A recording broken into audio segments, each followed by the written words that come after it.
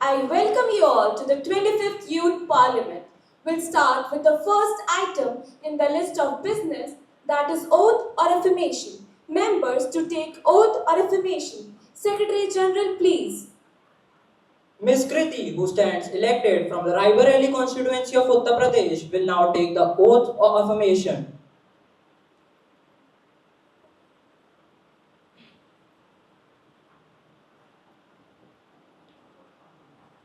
Madam, do you want to take oath or affirmation? In which language would you like to take the oath? Sanskrit, please.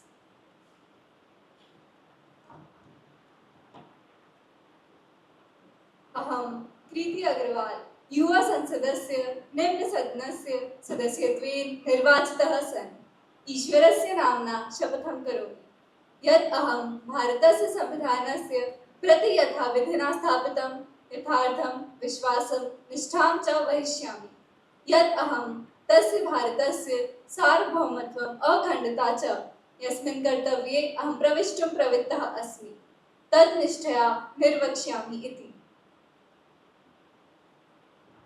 We are confident that your contribution will be very faithful towards both the House and the country.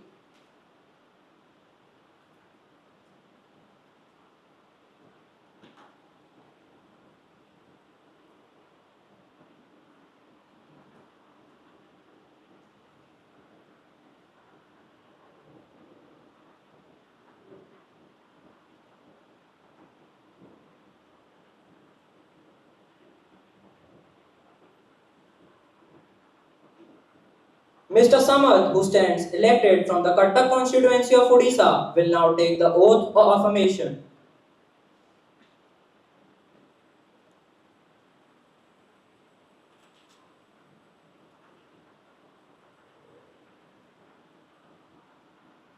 Sir, do you want to take oath or affirmation?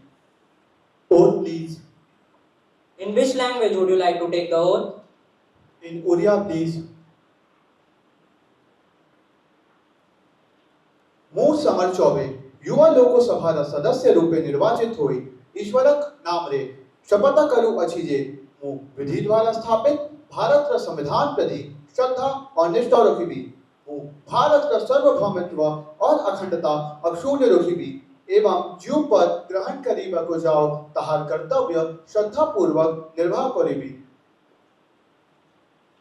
We are confident that your contribution will be very faithful towards both the House and the country.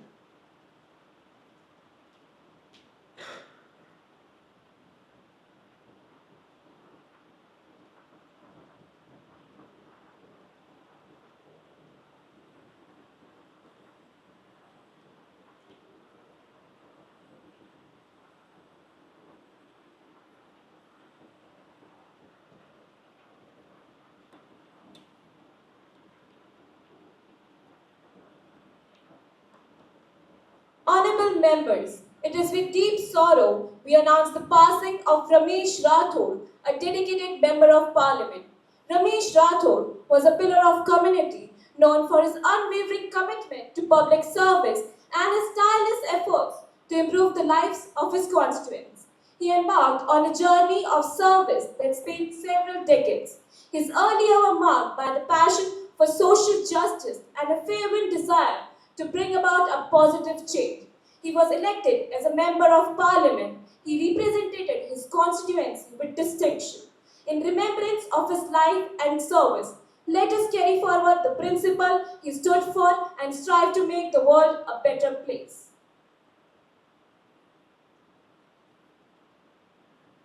Respected Madam, it is with a heavy heart that we bid farewell to Mr. Ramesh Rathod, a distinguished MP and a valued leader of our political community. His tireless efforts and his dedication to improve the lives of the people he served have left an indelible mark on our country. His vision, integrity, and steadfast commitment to progress will continue to inspire us. Our thoughts and prayers are with his family during this difficult time. It has left behind an indelible impact on the youth parliament and beyond. I would like to extend My deep condolences with the family. Today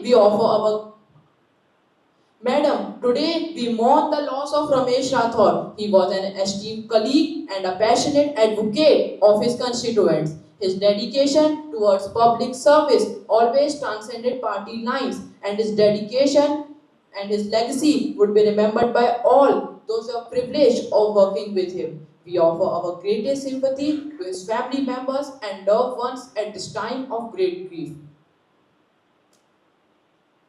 The House may stand in silence to express deep sorrow.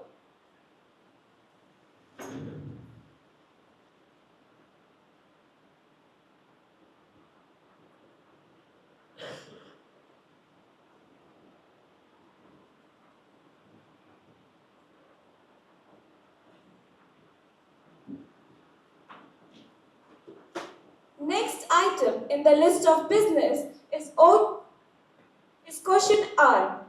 Question number 1, not 1, Miss Alvira.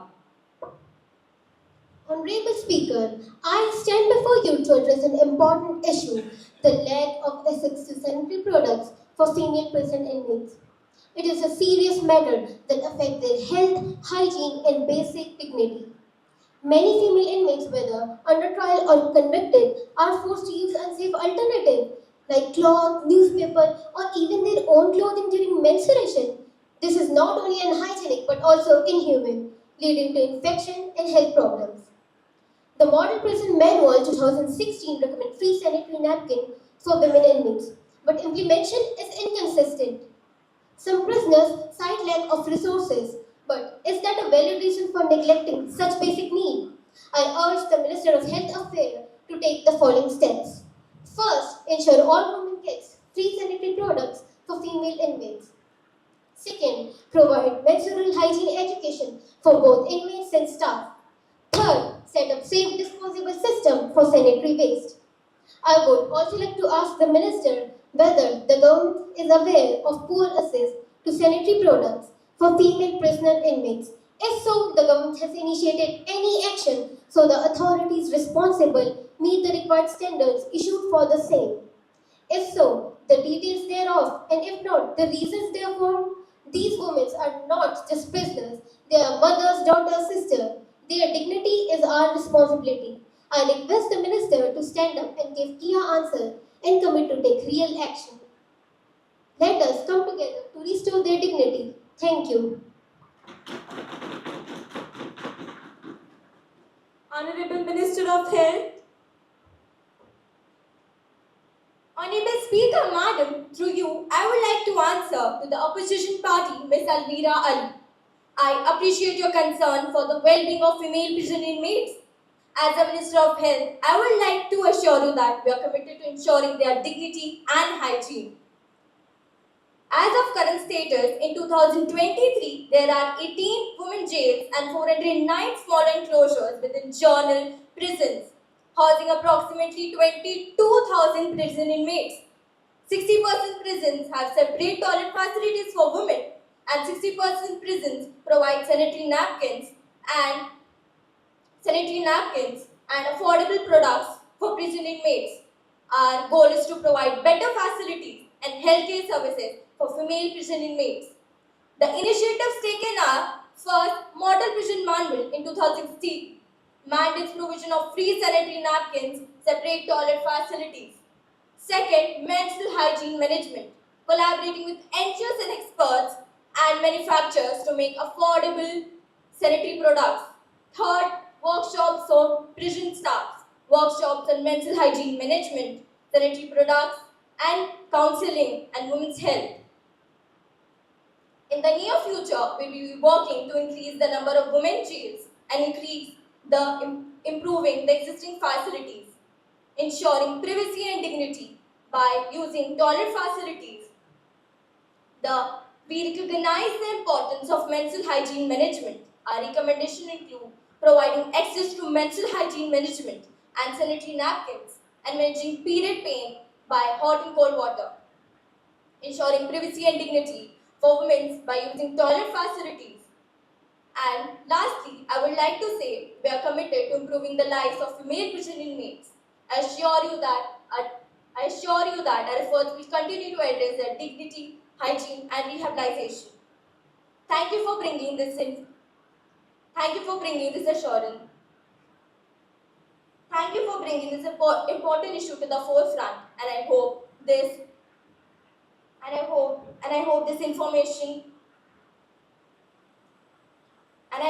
information provides assurance of our commitment to improving the lives of female prison inmates. Thank you.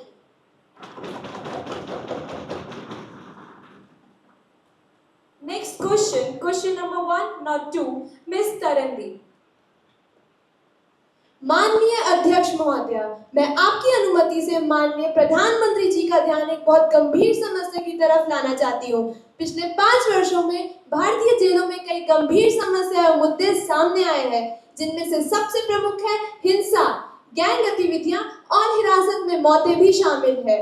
जैसे Tihar jail में बंद एक बड़े gangster Lawrence Bishnoi पर सिद्धू मूसेवाला की मौत का आरोप है, वैसे ही सुकेश चंद्रशेखर ने भी जेल में बैठे बैठे करोड़ों रुपए की ठगी की वारदातों का अंजाम भी दिया है। जब सुकेश चंद्रशेखर का केस सामने आया तब कई जेल कर्मचारियों के खिलाफ एफआईआर दर्ज की गई, परंतु लॉरेंस बिश्नोई के मामले में अभी कोई बड़ी कार्यवाही नहीं की जा रही, क्योंकि इस मामले में उसका किसने साथ दिया, इसका कोई ठोस सबूत सामने नहीं आया है। तो क्या माननीय प्रधानमंत्री जी हमें यह बताने की कृपा करेंगे कि पिछले 5 वर्षों में भारतीय जेलों में की जाने वाली गलत गतिविधियों को संचालित करने वाले कैदियों का ब्यौरा क्या है? इन कैदियों द्वारा आखिर पिछले 5 सालों में कितने लोगों से गलत वसूली की गई और आखिर कितने लोगों को अंजाम दिया गया?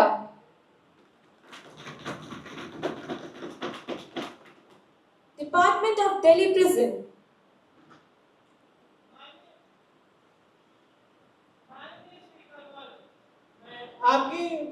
मैं आपके द्वारा विपक्ष दल को उत्तर देना चाहता हूँ।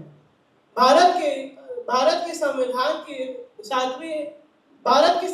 की 7वीं अनुसूची के अनुसार जेल और उसमें बंद व्यक्ति राज्य सूची का विषय है। जेल और उसमें बंद कैदियों के प्रशासन की जिम्मेदारी राज्य सरकार की है, जिन्हें अपने जेलों में यह देखना चाहिए कि मोबाइल फोन, जबरन वसूली आदि जैसा कोई गलत कार्य ना हो। राष्ट्रीय अपराध रिकॉर्ड ब्यूरो राज्य एवं संघ राज्य द्वारा मिले गए जेल संबंधी आंकड़ों को अपनी वार्षिक प्रकाशन प्रिजन स्टैटिस्टिक्स ऑफ इंडिया में प्रकाशित करता है। विपक्षी दल हम पर आरोप लगा तो रहे, मगर क्या वो जानता है कि सिम कार्ड और धातुओं के वस्तुओं का पता लगाने के लिए अमेरिका की कंपनी से 10 डिटेक्टिव डिवाइस, जी हाँ 10 डिटेक्टिव डिवाइस खरीदे गए हैं। यह डिवाइस जमीन के नीचे रखी सभी वस्तुओं का आसानी से पता लगा सकती है। दिल्ली के जेलों में रोजाना 50 छापेमारी की जा रही है। यह छापेमारी कुल 3 स्तर पर होती है।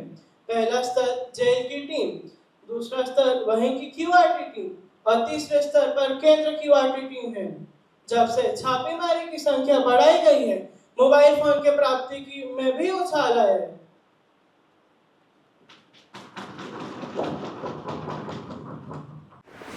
Next question number 1, not 4, Miss Sunera. Honorable Speaker Madam, with your due permission, I would like to ask a question from the Ministry of Electronics and Information Technology to Ms. Shreya Agrawal. Will the Minister of Electronics and Information Technology be pleased to state whether the government is aware about the growing threats from cyber criminals using the dark web, metaverse, ransomware, fake videos and spreading false information during campaigns? If so, do provide the details. Whether it is a fact that cyber criminals are targeting sensitive information in the financial system. If so, provide the actions taken against such crime. देश की आर्थिक सुरक्षा पर मंडराता खतरा कब तक इसी तरह चलता रहेगा? साइबर क्राइम के नाम पर केवल ढोल पीटने से काम नहीं चलेगा, ठोस कदम उठाने की जरूरत है। Can you explain the steps taken by the government to safeguard the financial system from cyber criminals and how this issue affects the country? Thank you. Honorable Minister of Electronics and Information Technology. Respected I would like to answer the opposition's question. Yes, the government is fully aware of the emerging threats posed by cyber criminals. The darknet is used for illegal trading, hacking, and other cybercrime, and our government is closely monitoring these activities. The rise of metaverse brings new challenges. However, our government is not standing still. It is working with tech companies to develop regulatory framework that can mitigate these risks. Additionally, deepfakes and ransomware are significant threats, but our government, through CRDA and other cybersecurity bodies, have been proactive. CRDA has issued numerous advices and their ongoing collaboration with tech companies to detect and minimize the spread of such technologies. Let's not forget that these measures have helped us protect our critical information infrastructure and prevent many large-scale attacks. Answering another question, yes, it is a fact that cyber criminals are targeting critical information in the financial system.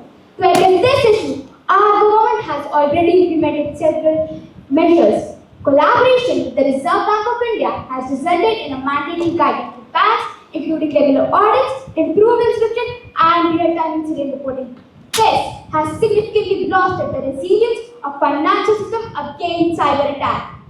Additionally, the Cyber Swachhta Kendra initiative, launched by our government, promotes cyber security, hygiene among its users, and helps prevent risks at grassroots level. Public awareness campaigns and training programs have been rolled out across industries to equip employees with the skill to recognize and prevent such threats. At last, I would like to say that, ladies and gentlemen, our cyber world is constantly changing, and so are the threats. But rest assured, because our government is taking every single measure to protect the integrity of our digital space and the safety of our citizens. Thank you.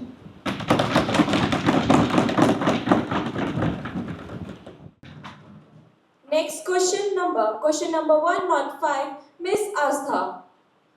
Honorable Speaker Madam, with your due permission, I would like to ask a question from the Ministry of Gujarat. Will the Ministry of Gujarat be pleased to state that what the government has done regarding the floods in Gujarat caused by heavy rains since August 25? The floods have damaged roads, cut off villages and residential areas, requiring the rescue of over 35,000 people. Whether the government has any proposal to set up a National Disaster Relief Force NDRF unit near Vadodara, Gujarat? If yes, then where are the details and the time by which the proposed unit is likely to set up? Thank you. Honorable State Minister of Gujarat. Respected Speaker Ma'am, through you, I would like to answer Ms. Astha's questions. Yes, it has been approved to set up a regional response center by NDRF in the areas of Vadodara, Surat and Ahmedabad. In response to this flood, the government of Gujarat has conducted a compensation package including cash allowance of up to 8.4 crores for 1,69,561 people in 14 different flood affected districts, as well as distributed up to 20.7 crores for housing and clothing assistance. Up to 37,000 people have been rescued from many affected districts by NDRF and Army with proper assistance. The state also holds a coordination meeting with the chief engineers of Maharashtra, MP and Rajasthan before monsoon. 347 wireless flood forecasting stations have been conducted which communicate data to the zonal flood cells. A committee has been set up to study the Ajwa Reservoir, the Pratapura Sarovar and the Vishmuridi River. Not only this, the state is also in touch with the respective states of Maharashtra, MP and Rajasthan for interstate rivers like Narmada, Damanganga, Tapi and Mahi. At last, I would like to say that no matter which disaster hits our country, the government is and will always be with its people. Thank you. Next question number 106, Miss Mehak. Honorable Speaker Ma'am, with your due permission, I would like to ask Minister of Law and Justice, Will the Minister of Law and Justice be pleased to state that, first, whether the new criminal law has been notified and came into force. Second, where are the highlights of new criminal law? Third, the details of the provision which deals with giving bail to the accused person.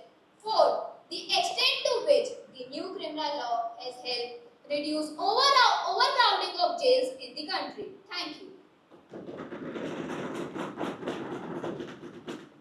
Honorable Minister of Law and Justice. Madam Speaker, through you, I would like to answer Ms. Mehak's question. First, the Bharatiya Nyaya Sanhita 2023, the Bharatiya Nagrik Suraksha Sanhita 2023, the Bharatiya Saksha Adhiniyam 2023 were notified in the Gazette of India on 25th December 2023. Second, highlights of the new criminal laws are placed at Annexure 1. Third, Section 478 to 496 contains details of the provisions relating to bails and bond. Fourth, in order to reduce overcrowding of jails, following provisions have been made in the laws. First, in Section 290, plea bargaining has been made time-bound and application can be made within 30 days from the date of framing of the charge. Further, in Section 293, where the accused is first-time offender and has not been convicted of any offence in the past, court may sentence such an accused person to 1/4 to 1/6 of the punishment prescribed for such offence. Second, for the first time, community service has been introduced as one of the punishments prescribed by the law. Thank you. Next question number 107, Mr. Shreyansh. Will the Minister of Women and Child Development be pleased to state, first, the numbers of functional women help desks in the country, the numbers of FIR registered through women help desks in the financial year 2019 to 2024, the domestic incident reports in the financial year 2019 to 2024, whether the national database of sexual offenders is being utilized by the country, and if so, the details thereof, and if not, the reason therefore. Honorable Minister of Child and Women Development. Madam Speaker, through you, I would like to answer Mr. Shreyansh's question. As per information received from Bureau of Police Research and Development, a total of 14,658 women help desks have been set up in police stations in state UTs.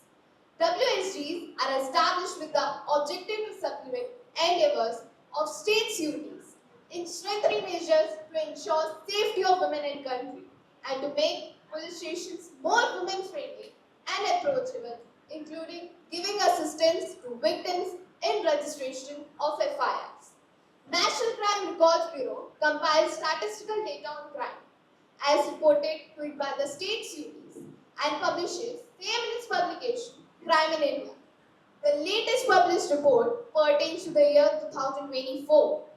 Data on total number of FIR registered through women help desk and number of domestic incident report are not maintained separately. However, the cases registered for women against crime for the years 2019 to 2024 has been submitted to the Madam Speaker.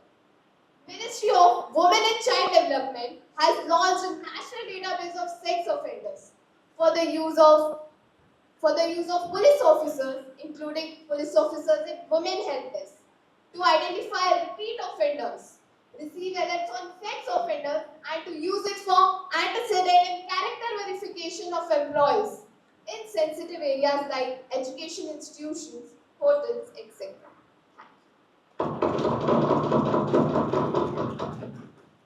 Now, next item in the list of business is calling attention motion. Ms. Pragya. माननीय अध्यक्ष महोदय, आपकी अनुमति से मैं माननीय शिक्षा मंत्री जी का ध्यान हमारे भारत देश के लाखों युवा छात्रों के साथ हुए खिलवाड़ की तरफ आकर्षित करना चाहती हूँ, जिसकी जिम्मेदार ये तत्कालीन सरकार है। जी हाँ, मैं बात कर रही हूँ मई 2024 में हुई देश की सबसे बड़ी प्रतियोगी परीक्षा नीट में हुई धांधली की, जिसने देश के 24 लाख बच्चों की जिंदगी को तबाह करके रख दिया था। एनटीए भारत सरकार द्वारा गठित एक टेस्टिंग एजेंसी है जो जेईई और नीट जैसी उच्च स्तरीय प्रतियोगी परीक्षाओं को आयोजित करती है। इतनी बड़ी जिम्मेदारी और इस स्तर की लापरवाही, क्वेश्चन पेपर ही लीक हो गए। और तो और जब बच्चे इनके पास शिकायत करने गए तो इन्होंने शिकायतों को नजरअंदाज कर दिया। न्याय के नाम पर सिर्फ खाना पूर्ति की गई। अरे बर्बादियों का शोक मनाना तो फिजूल था, बर्बादियों का शोक मनाना तो फिजूल था। ये सब तो बच्चों की बर्बादियों का जश्न मनाते रह गए। और जब बच्चे इनके पास न्याय मांगने गए तब ये बस अपनी चुनाव जीतने की खुशी मनाते रह गए। इनके पास तो बच्चों के सवालों का जवाब ही नहीं था। और जवाब होगा भी कैसे? क्या इन्होंने कभी देश के युवा वर्ग के भविष्य के बारे में ध्यान दिया है? क्या कभी इन्होंने बच्चों के विकास के बारे में विचार मंथन किया है? माँ बाप हताश थे, बच्चे निराश होकर डिप्रेशन में चले गए थे। इन सब का जिम्मेदार आखिर कौन है? कठिन परिश्रम करके बच्चे मेहनत करके परीक्षा की तैयारी करते हैं, एक सपना लेकर आते हैं कि अब मेडिकल करेंगे, डॉक्टर बनेंगे, और फिर उनके साथ इस तरह का मजाक होता है। अब आप ही बताइए, देश का युवा आखिर क्या करेगा? यह कोई सामान्य अपराध नहीं है जनाब, ये देशद्रोह है, देशद्रोह। भारत के तो हर एक मोड़ पर ऐसे बच्चे मिल जाएंगे जिनकी जिंदगी इस सरकार ने तबाह करी है, पर इनकी जिंदगी तबाह करने वाले कातिल कभी नहीं पकड़े जाएंगे, क्योंकि ये कातिल तो सत्ता की कुर्सी के पीछे छिपकर बैठे हैं और बस जनता की मजबूरी का फायदा उठाए जा रहे हैं। क्या हमारे मिनिस्टर साहब यह बताने का कष्ट करेंगे कि इन्होंने पेपर लीक जैसे गंभीर अपराध को रोकने के लिए कौन से कदम उठाए हैं? क्या इन्होंने प्रतियोगी परीक्षाओं की गरिमा को बनाए रखने के लिए टेस्टिंग एजेंसीज को इतना काबिल बनाया है? क्या अब भारत के बच्चे दोबारा एनटीए पर विश्वास कर सकते हैं? याद रखिएगा, संघर्षों के सायों में इतिहास हमारा पलटा है, संघर्षों के सायों में तो इतिहास हमारा पलटा है। जिस ओर ये युवा चलते हैं उस ओर जमाना चलता है। हम देश के युवाओं के साथ हुए खिलवाड़ को कतई बर्दाश्त नहीं करेंगे। आज पूरा देश आपसे सवाल कर रहा है, आज सरकार इन सभी सवालों का हमें जवाब दे।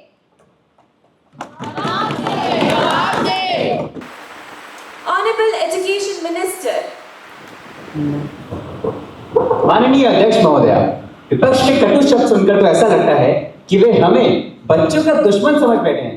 अरे मेरे प्रिय विपक्ष के मंत्रियों, बच्चे तो हमारे भविष्य की रोशनी है और इस रोशनी की सुरक्षा में हम अपनी जान दांव पर लगा सकते हैं। स्पीकर मैडम, 4 जून 2024 को नीट रिजल्ट की घोषणा की गई थी, जिसके पश्चात लोगों का नंबरों पर आक्रोश देखकर हमने तहकीकात की जिम्मेदारी सीबीआई को सौंप दी। मैं आप सभी को बताना चाहूंगा कि सीबीआई ने पहले ही बड़े खुलासे कर दिए हैं और कई लोगों को गिरफ्तार भी किया है। मैं विपक्ष को याद दिलाना चाहूंगा कि इनके शासन में हमने व्यापम जैसे घनघोर घोटाले देखे हैं, जिसपे कितनी जिंदगियां बर्बाद हो गई। इसके विपरीत हमने कुछ ही दिनों में कार्रवाई की जो ये वर्षों तक न कर सके। ऐसे में मैं कुछ पंक्तियां कहना चाहूंगा, तुम जितना मुझे गिराने की कोशिश करोगे मैं उतनी ही मजबूती से खड़ा रहूंगा। तुम्हारे शब्द मुझे तोड़ नहीं सकते, क्योंकि मेरी सेवा का संकल्प तुम्हारे हर बार से बढ़कर है। मैं मानता हूं कि एनटीए की विफलताएं काफी शर्मनाक है और इसलिए हमने कई नियम उठाए हैं, जैसे digital surveillance and biometric authentication in exam halls, heavily restricted access to exam papers, stricter punishments for offenders, and also centralized exam management systems along with AI-powered monitors. Thank you. Now, I request Ms. Arutrika. एक और student ने की आत्महत्या। A 16-year-old JEE student attempted suicide in Kota. माननीय अध्यक्ष महोदय, आपकी permission से मैं ऑनरेबल मिनिस्टर ऑफ एजुकेशन का ध्यान कोचिंग सेंटर्स में होने वाली लापरवाही की तरफ आकर्षित करना चाहती हूँ। जहाँ एक तरफ गवर्नमेंट नई एजुकेशन पॉलिसीज लागू किए जा रही है, वहीं दूसरी तरफ कोचिंग सेंटर्स के द्वारा किए गए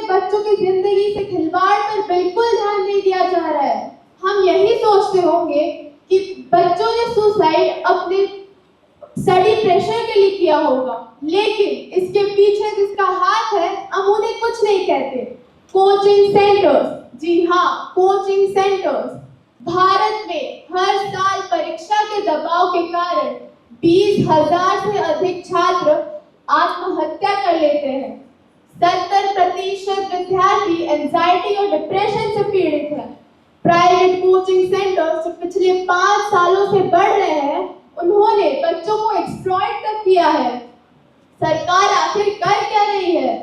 क्या सरकार ने कॉम्पिटिटिव एग्जाम की प्रेशर को कम करने के लिए कोई इनिशिएटिव ली है? क्या उन्होंने स्टूडेंट के एकेडमिक और नॉन एकेडमिक एक्टिविटीज में बैलेंस बनाने के लिए कोई प्रोग्राम चलाया है? We need answers. Private coaching centres बिना किसी पॉलिसी या रेगुलेशन के बढ़ रहे हैं।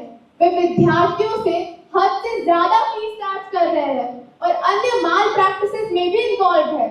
In January this year, the Union Ministry of Education issued strict guidelines that institutions cannot issue misleading government advertisement about guaranteeing ranks and good marks. फिर भी भारत के हर एक गली में आपको एक ना एक कोचिंग सेंटर्स के होर्डिंग जरूर दिखेंगे। इनमें कितनी सच्चाई है हमें क्या पता। हम तो वैसे भी अंधे की लाठी नहीं, अंधे खुद बन चुके हैं। क्या सरकार ने विद्यार्थियों के आत्महत्या के मामलों, फायर इंसिडेंट और प्राइवेट कोचिंग सेंटर्स में फैसिलिटीज और पढ़ाने के तरीके की कमी को देखी है? क्या सरकार ने इसके लिए कोई कॉन्क्रीट स्टेप्स ले रहे हैं? हमें जवाब दो सरकार। Honorable Education Minister, जवाब दो।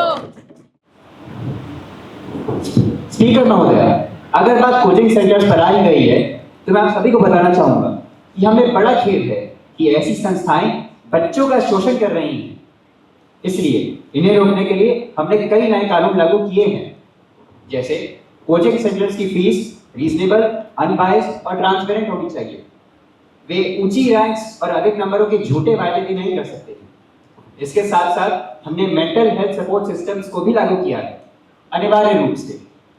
परंतु मैं हमारे माननीय सदस्य को याद कराना चाहूंगा कि हमारे संविधान की 7वीं अनुसूची के तहत इन नियमों की ऑन ग्राउंड इम्प्लीमेंटेशन, मॉनिटरिंग और एनफोर्समेंट की जिम्मेदारी राज्य सरकारों की है और हम ग्राउंड पर सख्ती बढ़ाने का पूर्ण प्रयास कर रहे हैं। धन्यवाद।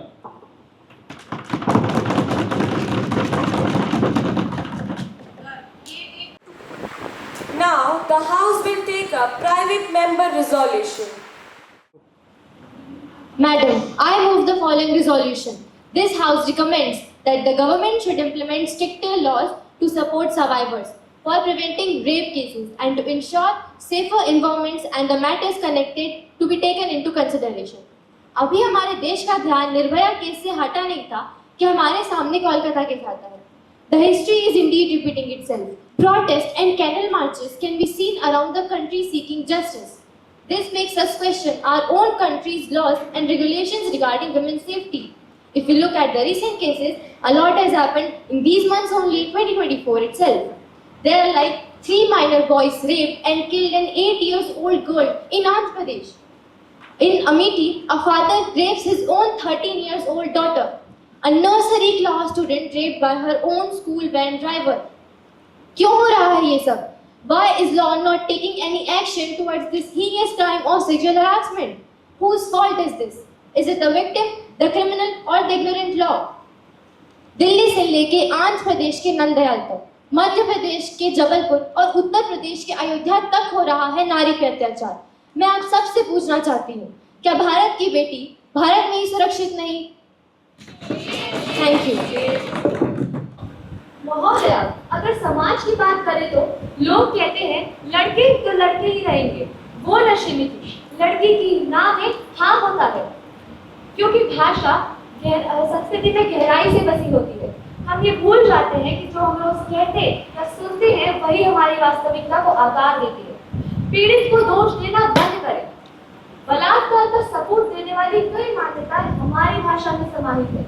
उसने अश्लील तरह के कपड़े पहने थे, वो इसके लिए कह रही थी. ये एक लोकप्रिय गीत के कुछ बोल है, कुछ चीज बड़ी है मस्त बस. पॉप संस्कृति और मीडिया ने महिलाओं को वस्तु मानकर तथा उन्हें कई नामों से पुकार कर इसे सामान्य बना दिया है। परंतु क्या हम वस्तु हैं? आपके पास एक भाषा और गीतों को छोड़ने का अधिकार है जो पीड़ितों को दोषी ठहराती है, महिलाओं को वस्तु बनाती है और यौन उत्पीड़न को माफ करती है। एक महिला ने क्या पहना है, क्या और कितना पिया है, वो उस निर्धारित समय पर कहाँ थी, ये उसके साथ बलात्कार करने का निमंत्रण नहीं है। एक तरफ है भारत माता का सम्मान, दूसरी तरफ है नारी का अपमान। ये कैसा समाज है? धन्यवाद। मैडम स्पीकर, मैं ये कहना चाहती हूँ कि कानून बदला मगर हालात नहीं। आज भी हर दिन 88 रेप के मामले दर्ज होते हैं। रेप के मामलों में फांसी की सजा होने के बावजूद 24 साल में सिर्फ 5 दोषियों को ही फांसी हुई है। भारत में हर घंटे 3 महिलाओं का बलात्कार होता है, यानी हर 20 मिनट में एक। 90 से ज्यादा उनमें से जानने वाले होते हैं। रेप के मामलों में 100 में से 20 को ही सजा मिलती है, बाकी 80 को बरी कर दिया जाता है। ये 3 आंकड़े बताते हैं कि सख्त कानून होने के बावजूद रेप के मामलों में कोई घटौती नहीं दिख रही है। ज्यादा दया अपराध को बढ़ाता है। न्याय को पहले रखिए, दया को बाद में। ये 3 आंकड़े बताते हैं कि सख्त कानून होने के बावजूद ना ही रेप केसेस में घटौती दिख रही है, ना ही कन्विक्शन रेट में बढ़ोतरी। ज्यादा दया अपराध को बढ़ाता है। न्याय को पहले रखिए, दया को बाद में। Thank you. महोदय, आप इन खबरों पर गौर फरमाइए। राजस्थान टॉप पर है तो उत्तर प्रदेश दूसरे नंबर पर रेप के मामलों में। वहीं भारत की बात की जाए तो दुनिया भर में भारत 12वें नंबर पे आता है। कितनी शर्मनाक बात है ये। ब्रिटेन में रेप केसेस में सजा मिलने की दर 60% से ज्यादा है। वहीं कनाडा में रेप की कन्विक्शन रेट 40% से ज्यादा है। हमारे देश भारत में साल 2023 से देश भर की अदालतों में केवल 2 लाख मामले पेंडिंग हैं। नए अध्यादेशों के मुताबिक एक तरफ जहां रेप केसेस की फोरेंसिक जांच के लिए सभी अस्पतालों और पुलिस स्टेशनों में स्पेशल किट प्रोवाइड की जा रही है, वहीं दूसरी तरफ नए फास्ट ट्रैक कोर्ट तक जारी किए जा रहे हैं। इन मामलों से संबंधित जांच के लिए विशेष कर्मचारियों को भी नियुक्त किया जा रहा है। लेकिन क्या इससे हमारे देश में रेप केसेस में घटौती देखने को मिली है? जी नहीं।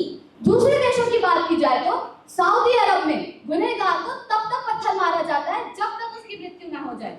संयुक्त अरब अमीरात में महज 7 दिन के अंदर गुनहगार को फांसी पर चढ़ा दिया जाता है। उत्तरी कोरिया में गुनहगार के सर पर गोली मारकर उसको मौत के घाट उतार दिया जाता है। फिर हमारा देश क्यों नहीं? हमारा देश 130 करोड़ से भी ज्यादा की आबादी लेकर रेप केसेस को सीरियसली क्यों नहीं ले रहा है? यहाँ देश न्याय मांगकर सड़कों पर उतर आया है और दूसरी तरफ गुनहगार खुले आम घूम रहे हैं। ये कैसे नियम है? ये कैसा कानून है? जनता मांगती है जवाब। इसीलिए मैं यहाँ पे पार्लियामेंट से अनुरोध करती हूँ कि बाकी देशों की तरह भी हमारे देश में दोषी को कड़ी से कड़ी वरन मौत की सजा सुनाई जाए, जिससे पीड़ित को न्याय मिलेगा। क्योंकि सच्चा न्याय वही है जो समाज में एक मिसाल बने और अन्याय को पनपने से रोके। धन्यवाद। The discussion will be continued tomorrow. The House is adjourned to meet tomorrow at 11 a.m.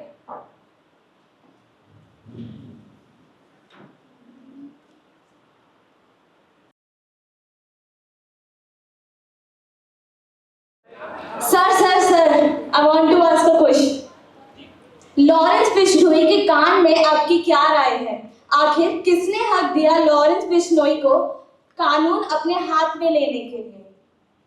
जी, इसका आंसर हमारे लॉ एंड जस्टिस मिनिस्टर ने पार्लियामेंट में दे दिया है। बाकी हमारा देश जो है वो कानून पर चलता है और हमें कानून पर पूरा भरोसा है।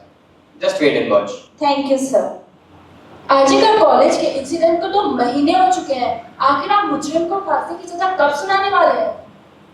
देखिए, आरजीकर मेडिकल कॉलेज की जो घटना है वो निश्चित तौर पे पूरे समाज को झकझोर के रख देने वाली घटना है। हमने इस घटना की गंभीरता को देखते हुए तत्काल प्रभाव से हमने सीबीआई को टीम को वहां पे भेजा। साथ ही साथ में हमने स्थानीय पुलिस को इसके विरुद्ध सख्त से सख्त और जो भी सबसे कड़ी कार्रवाई हो सकती है करने का आदेश दिया है। देखिए, हमारा काम सिर्फ जांच करने तक का है, न्याय देने का काम न्यायपालिका का है। और मैं आपको बताना चाहूँ कि इस हाई कोर्ट में जल्दी इस पे फैसला आएगा और मुजरिम और जो भी मुजरिम है, जो भी इसके पीछे हो, वो जल्दी सलाखों के पीछे होंगे।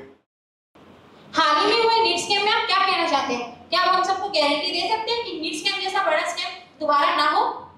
परीक्षा के समय प्रश्नों का उल्लंघन से केवल 2 स्थानों में हुआ था। सुप्रीम कोर्ट ने भी इस बात की पुष्टि दी। मैं अपनी सरकार की तरफ से सारे पेरेंट्स और स्टूडेंट्स को ये आश्वासन देता हूँ कि नीट स्कैम जैसी चीज अगली बार नहीं होगी और इसके लिए उच्च स्तरीय विशेषज्ञ समिति का गठन होगा। Thank you sir.